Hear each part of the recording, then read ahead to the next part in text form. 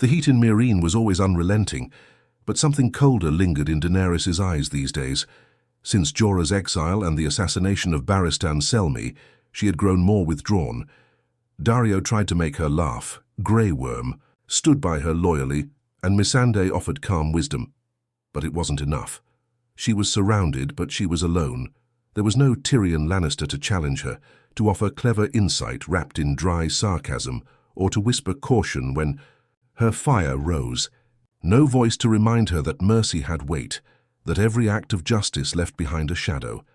She sat on the throne in the Great Pyramid and watched the sons of the Harpy continue to strike. Every week, more unsullied were found with daggers in their throats.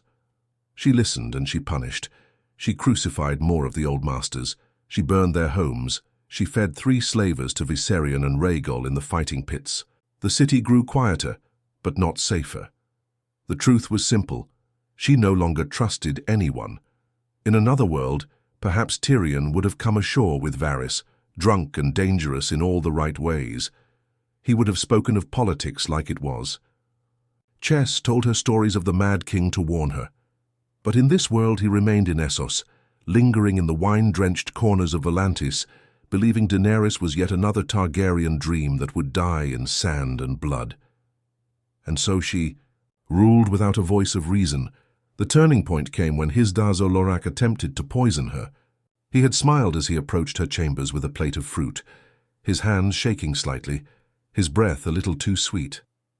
The taste on her tongue was bitter, and her throat closed within seconds. She survived only because Missandei had rushed in and screamed for help. He died screaming under Drogon's fire, and his entire bloodline was wiped out within a week. Daario was the only one who didn't flinch at her rage. He seemed to enjoy it, even stoked it. He spoke of burning Astapor next, then Yunkai. He said it was time the world feared her name. "I'm not my father," she whispered once, staring at the bay. "No," Daario replied, kissing her hand. "You're something far greater." And she believed him. When she left Meereen with her army, she no longer looked back. The city had become a scar. The fighting pits were soaked in blood, the pyramids blackened by dragonfire. The slaves had been freed, yes, but only because their masters had been hunted down to the last. She sailed west not as a breaker of chains, but as a conqueror. There was no Tyrion to suggest alliances with Dawn, no Tyrion to urge mercy at King's Landing, no Tyrion to see the madness growing behind her calm stare. The ships reached Dragonstone in black fog, and when she stepped ashore, the earth itself seemed to bow. Her dragons circled the sky, their roars echoing across the sea. The people of Westeros whispered her name with awe and fear. Jon Snow met her with honor and hope. He spoke of the White Walkers, of unity, of reason. But Daenerys had already made up her mind. The Iron Throne would be hers, or the cities of Westeros would burn just like Meereen. Dragonstone was cold and jagged, a stone heart jutting from the sea. Daenerys stood on its battlements, the wind pulling her silver hair like ribbons. The castle was empty when she arrived. Stannis Baratheon had abandoned it long ago, and no one dared claim it since. She made it her stronghold, but it did not feel like home. Nothing ever did anymore. Jon Snow came to her by boat. He was quiet, stern, and honest, to a fault. In another life, she might have admired that, but to Daenerys, he was just another man, who wanted something. "They're coming," he told her. "The Night King marches with a dead army. If we don't unite now, we'll all fall." She listened. She nodded. But her mind drifted as he spoke. The fire inside her wasn't interested in snow or shadows or ancient tales from the north. The Iron Throne was close, just across Blackwater Bay. She had already waited too long. Years spent in exile, begging for ships, bleeding for loyalty, and now a northern bastard wanted her to march north instead of taking what was hers. She didn't dismiss him, not yet. She let him stay, let him feed her dragons, let him look at her with those tired, honest eyes.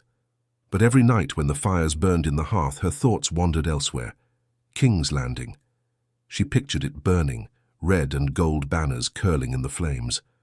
Cersei Lannister screaming as Drogon tore through the Red Keep, the Iron Throne finally empty. In the absence of Tyrion, no one challenged her vision. Varys was cautious, but his words felt hollow. He spoke of balance, of peace, of whispers in the dark. But she had no more patience for whispers. She wanted roars. The alliance with Jon was forged with necessity, not trust. She promised him dragonglass and sent a portion of her fleet to the north, but her heart stayed in the south. She heard whispers that Cersei was gathering forces, that Euron Greyjoy had returned with ships of his own. She burned those whispers into fuel. "I will not be stopped again," she told Grey Worm. As they prepared for war, Missandei noticed the change. "You don't smile anymore," she said one night. "What is there to smile for?" Daenerys replied, eyes on the map, fingers tracing the path to King's Landing. "They don't respect kindness here. They respect power." Jon saw it too. He watched her from a distance as she trained with unsullied generals, spoke in clipped orders, rode Drogon into the sky like a god descending on a world that failed her. He believed in her once. He wanted to believe still. But something in her had closed off, like a door shut and bolted from the inside. When the first scouts returned with news, Lannister armies reinforcing the capital, the Golden Company landing. From Essos, Daenerys didn't hesitate. "We strike now." "But the North," Jon began. "They'll hold," she cut in. "If the Night King reaches Winterfell, they'll survive. They've done it before. That war can't wait, neither can mine." He looked at her, truly looked. "You would let the dead walk over the living just to sit on a chair of swords?" Her voice was soft. "It's not just a chair, it's everything I've suffered for, and no one dead or living will keep it from me." No one spoke against her. There was no Tyrion to stand in the map room and question her. No one to say, "Let the people live before you make them kneel." The dragons flew and the ships sailed south. Jon stayed behind, torn between duty and something he couldn't name anymore. Daenerys had chosen her path. He would have to choose his. As the Unsullied crossed the Reach, leaving scorched earth in their wake, the bells of King's Landing began to ring with dread. The Dragon Queen was coming. King's Landing braced itself for fire. From the highest towers to the filth-ridden alleys of Flea Bottom, the whispers spread like wildfire. The Dragon Queen is near. Mothers kept children indoors. Merchants fled the markets. The nobles gathered in shadowed halls, praying to gods they'd abandoned long ago. Even the rats grew scarce, as if the city itself was holding its breath. Cersei Lannister watched from the Red Keep with a glass of Arbor gold in her hand and quiet rage in her chest.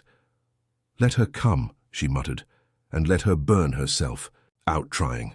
Her alliances were crumbling, but her pride remained iron. Euron Greyjoy had returned with his fleet, arrogant and drunk on his own cruelty. The Golden Company stood at the gates, their gold-plated armor shining uselessly beneath grey skies. And Qyburn, ever loyal, promised wildfire in secret caches across the city, just in case. But what none of them truly understood, what only the Mad could sense, was that Daenerys Targaryen was no longer playing war. She wasn't coming for conquest. She was coming for punishment. From the skies above Blackwater Bay, Drogon soared like a black flame against storm clouds. The people below screamed. Some knelt, others ran, but there was no hiding from a dragon's shadow. The Unsullied struck first, breaking the outer defenses with brutal precision. Grey Worm led them through the streets, his face blank as he cut down Lannister men who had dropped their swords in surrender. There was no mercy in his steps, only obedience. Then came the screams. Drogon dove, and with a single roar the first line of Golden Company men was reduced to ash. The golden lions on their shields melted. Their commander tried to rally, but his head hit the ground before his sword did, and Daenerys, atop Drogon's back, saw the gates of King's Landing swing open, not in defiance, but in fear. The bells began to ring. The city was surrendering. But in the silence that followed the final chime, something broke inside her. She had heard those same bells years ago in Astapor, rung by slavers offering freedom with one hand and chains in the other. She had heard them in Meereen, after the fighting pit soaked in betrayal. And here now they sounded not like peace, but like cowardice, like Cersei's voice echoing in her mind. Mercy is weakness. She clenched her jaw, and Drogon screamed. Fire. rained down on King's Landing, not on the Red Keep, not on soldiers, but on the people. Children, women, elders. Streets turned to rivers of flame. Stone cracked and buckled. The air thickened with black smoke and human cries. Cersei watched from her balcony, stunned. Not even she had imagined Daenerys would go this far. "She's mad," she whispered. "No," Qyburn murmured. "She's free." Jon Snow arrived too late. He rode into the chaos behind the northern banners, intending to help defeat Cersei's forces. What he found instead was a massacre. Civilians torn apart in the rubble, houses collapsed on screaming families, men burned alive trying to shield their wives. He found Grey Worm in the city square executing surrendered Lannisters without a second glance. "Stop!" Jon shouted. Grey Worm didn't blink. "Orders from the Queen." Jon tried to push past. "Him?" But unsullied spears blocked his path, and above them all the dragon kept circling. The city that once held 1,000,000 souls was becoming a graveyard beneath the fire of a single woman's wrath. Daenerys had won, but there was no one left. To cheer, only ash. The ash settled like snow, but there was no beauty in it. It clung to bodies, to shattered walls, to burned-out eyes staring at nothing. The streets of King's Landing were silent now, save for the distant crackle of dying fire and the moans of the wounded. The bells no longer rang. They'd melted into slag. Jon Snow walked through what used to be a city. His boots crunched over bones and rubble. His sword stayed sheathed. There was no one left to fight, only memories to bury. He passed a child curled under a scorched blanket, unmoving. Past a mother turned to charcoal, still holding her baby. His stomach twisted, but his feet kept moving. He had to see her. He found Daenerys at the steps of the Red Keep. Drogon sat behind her like a mountain of death, smoke trailing from his nostrils. The Queen was draped in black and silver, her hair streaked with soot, her eyes shining with something unholy, victory without peace. Soldiers lined the square. Grey Worm stood at her side, silent as ever, his armor stained with blood. Missandei was gone. Varys, long dead. Tyrion had never come. No one was left to soften her. Jon stepped forward. "Why?" His voice broke the silence. She turned slowly. "Because they needed to remember." "Children needed to remember?" he asked. "The small folk who begged and screamed while you burned them alive. They chose their ruler," she said coldly. "They cheered for Cersei. They watched her cruelty and stayed silent. That silence was loyalty, and I broke it. He couldn't believe what he was hearing. You've become everything you swore to destroy." She walked down the steps toward him. "No, I've become what I was meant to be." Jon looked past her, at the mountain of ash behind the Red Keep, at the smouldering remains of the Sept of Baelor. "This isn't peace. It's the beginning of it." He stared into her face, searching for the woman who once freed slaves, who spoke of hope and change and breaking the wheel. But that woman was gone, if she ever truly existed. All that remained was fire. Later that night, the city's survivors, those lucky enough to still draw breath, were rounded up and herded into the square. Daenerys stood above them, delivering a speech in High Valyrian, her voice rising over the ruins. "You are free now," she declared. "Free from tyranny, free from betrayal, free from the lies of old kings." The people didn't cheer. They didn't speak. They just knelt, numb and broken. Jon watched in silence. Arya appeared beside him, covered in dust, her face unreadable.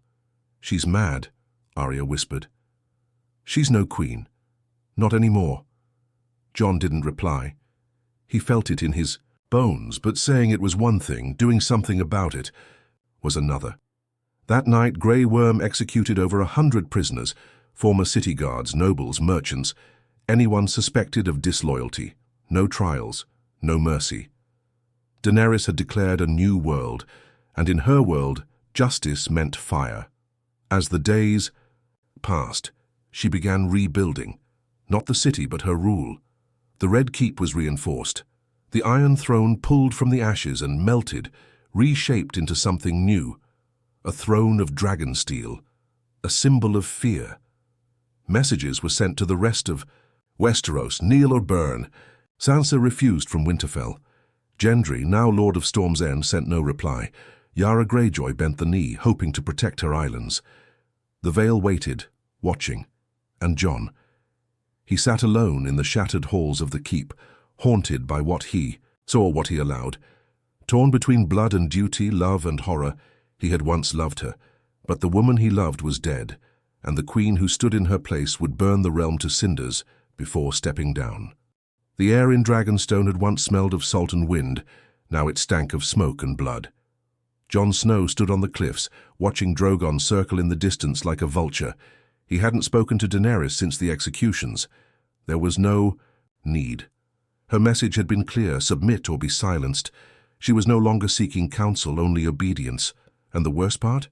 Most of the realm was bending the knee. Out of fear. Word arrived each day of houses swearing loyalty, of castles offering hostages in exchange for mercy.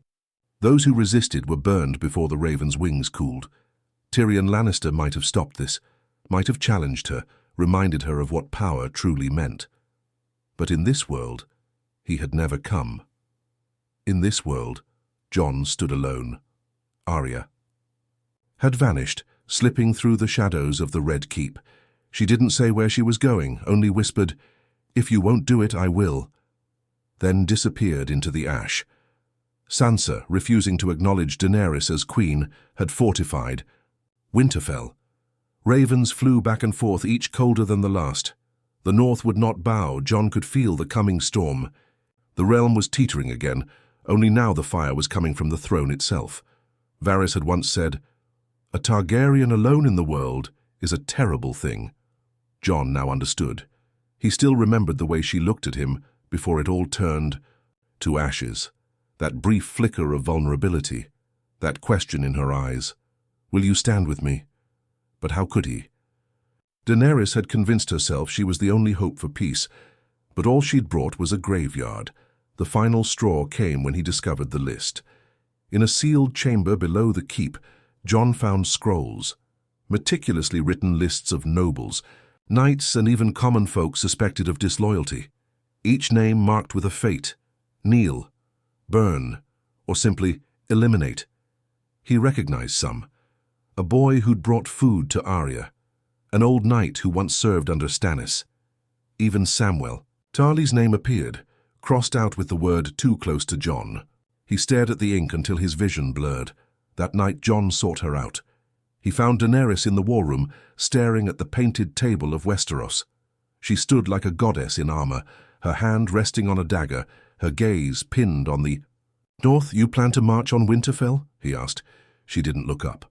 "I plan to unite the realm. Sansa refuses peace. That's treason. She wants to live free. That's not treason." Daenerys turned to him, eyes bright with fury. "No one is free if the world remains chained to old names, old banners, old fears. I gave them a chance. They chose rebellion. There is no realm left if you burn it all." She stepped closer. "You sound like them now." "I sound like someone who's seen enough death." Her voice lowered, dark and tender.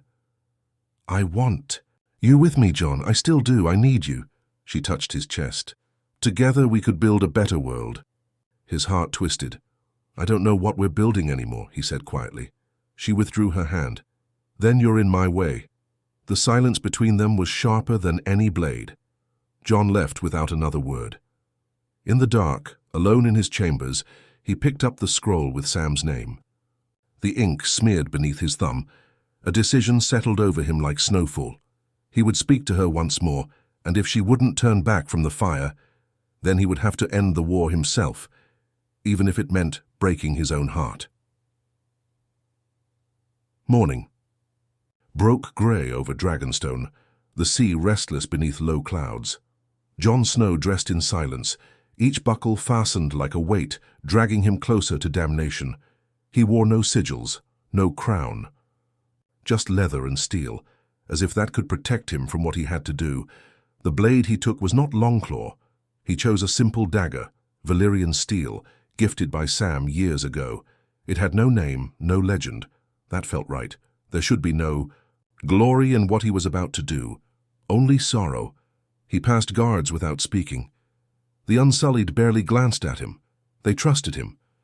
That trust twisted in his gut like poison. He found her in the upper chambers of the old Targaryen tower, alone with Drogon sleeping in the courtyard below. Ash still clung to the windowsills, the scent of soot lingering in the air like the ghost of her last conquest. Daenerys stood by the fire, arms folded across her chest, her back to him. She wore no crown. Her hair was loose, wild. "I knew you'd come," she said softly. He didn't answer. She turned. Her eyes flickered with something, hope, maybe, or the last breath of it. "You saw what I saw, what this world was, how they cheered for monsters, how they let rot fester beneath gold banners. You know I'm right." Jon's jaw clenched. "You're not wrong about the world. Then stand with me. Help me finish it. I saw children turn to ash. I saw people kneel and still burn." Daenerys stepped closer, her voice trembling. "It had to be done. They needed to see." "They saw a tyrant," Jon said. His voice broke. "They saw what I never wanted to see in you." She reached for his hand. "You said you loved me." "Did. Then why?" "Because love is the death of duty." He said the words like a curse. Her eyes widened. "You would kill me over them? Over people who hate you? Who would never accept you?" "I'm not doing this for them." He whispered. "I'm doing it because you've left me no other choice." Her lips parted. A breath caught in her throat, half plea, half warning. Jon stepped forward, close enough to smell the fire in her hair, close enough to remember how she'd kissed him under broken skies. He pressed his forehead to hers one last time. She didn't pull away. "I'm sorry," he whispered. Then he drove the dagger into her heart. She gasped, not in pain, just shock. Like she hadn't truly believed he'd do it. Her hand gripped his tunic, clinging to him as her knees buckled. Jon caught her as she fell, sinking to the floor with her in his arms. "No," he whispered over and over. "I didn't want this. I didn't want this." Her blood was warm, and for a moment she looked up at him, not with hate, not even with fear, just sadness. Then her eyes went still. Drogon felt it before Jon did. The courtyard trembled as the dragon rose, roaring so loud the stones shook. Jon stood slowly, his hands still red as Drogon landed outside the chamber, eyes burning like the sun. The dragon saw his mother's body, and he saw Jon. Jon dropped the blade and stepped forward, unarmed, ready to die. But Drogon didn't kill him. Instead, the great beast let out a roar of grief and fury, then turned and blasted the Iron Throne, melting it into a puddle of slag. Fire poured over the stone like judgment. Then Drogon picked up Daenerys' body in his claws and soared into the clouds. Jon watched until the sky swallowed them, and just like that the last dragon vanished. The silence after Daenerys' death felt heavier than war. Dragonstone remained still, a kingdom without a queen. The Unsullied guarded its halls like ghosts, unyielding, leaderless, and waiting for orders that would never come. Grey Worm hadn't spoken since Drogon disappeared into the clouds with Daenerys' body. He simply stood by the walls, eyes hollow, hands clenched in fists that no longer held a purpose. Jon turned himself in. He could have run, fled north, vanished into snow and myth, but there was nothing left to run to. So he sat in the dungeon, alone in the dark, a murderer and a kinslayer, though no one dared say it aloud. He didn't ask for food, didn't speak. The cold stone around him was punishment enough. Word spread like wildfire. The Dragon Queen was dead. The throne she had, burned half a kingdom for, was gone, melted into slag by her only surviving child. Her armies, still loyal to her name, stood stunned across the realm. The Dothraki rode in restless circles outside the castle, their bloodthirst dulled by confusion.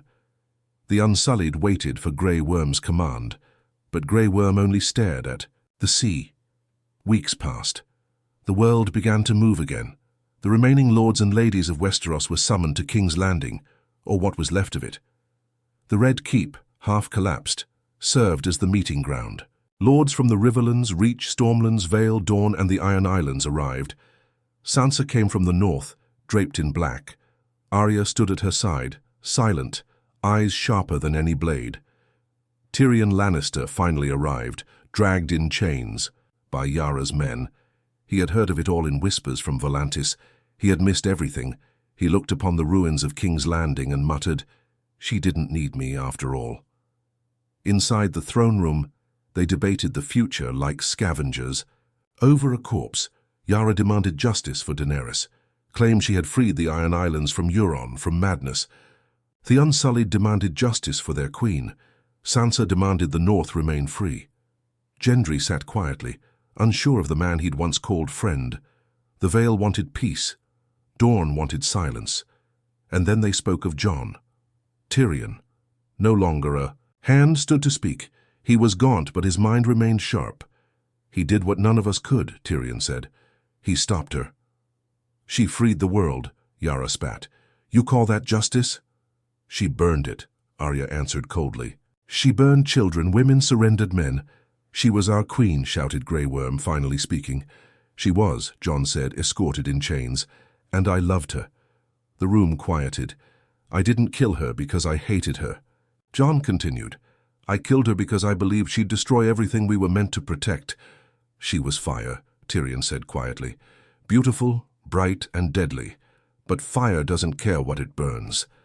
Arguments raged. Threats were made. But in the end, bloodshed had taken enough from them. The Iron Throne was gone. A new world had to be born, one that did not begin with fire.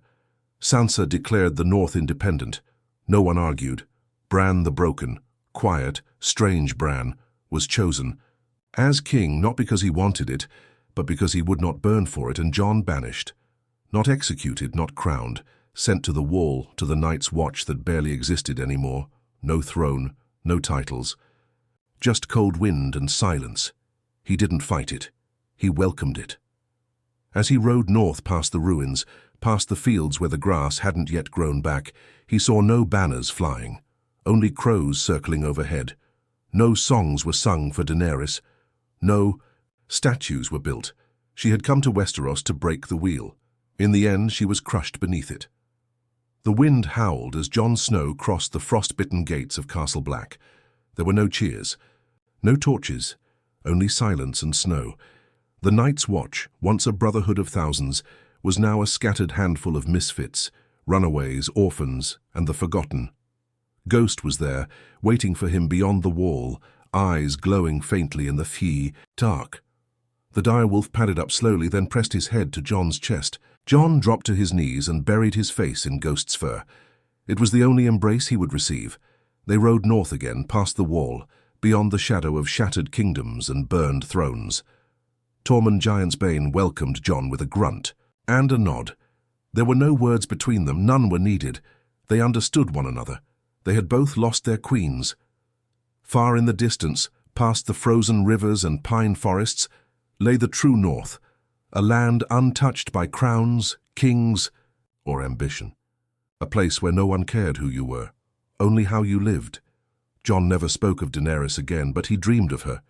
Sometimes she stood at the edge of a cliff, her hair blowing in the wind, dragons circling behind her. Sometimes she reached for him, eyes full of that same old fire, asking him why he left her alone. Sometimes he saw her standing over ash, still convinced she had saved the world. He would wake in sweat, with Ghost pressed close, and stare into the trees for hours. The realm carried on without her. Bran ruled from King's Landing, surrounded by silence and strategy. Tyrion served as his reluctant hand, older now, more hollow than clever. Sansa ruled the north as queen, fierce and unyielding. Arya sailed west, chasing the unknown. The Unsullied sailed to Nuth, never to return. The Dothraki scattered like embers in the wind, and Daenerys Targaryen, breaker of chains, mother of dragons, was spoken of less with each passing season. Some whispered she had nearly saved the world. Others said she almost destroyed it. There were no songs, no monuments, only Jon, wandering in the snow, carrying her name like a scar. Years later, when Jon was grey at the temples and the cold had settled in his bones, he stood alone on a ridge overlooking a frozen lake. Ghost at his side. He looked out across the vast empty white, and he wondered if Drogon still soared somewhere in the clouds, if he still carried her, if dragons remembered the ones they loved. "I'm sorry," Jon whispered to no one. The wind answered with silence. Because some stories don't end in triumph or justice. Some stories end in ash.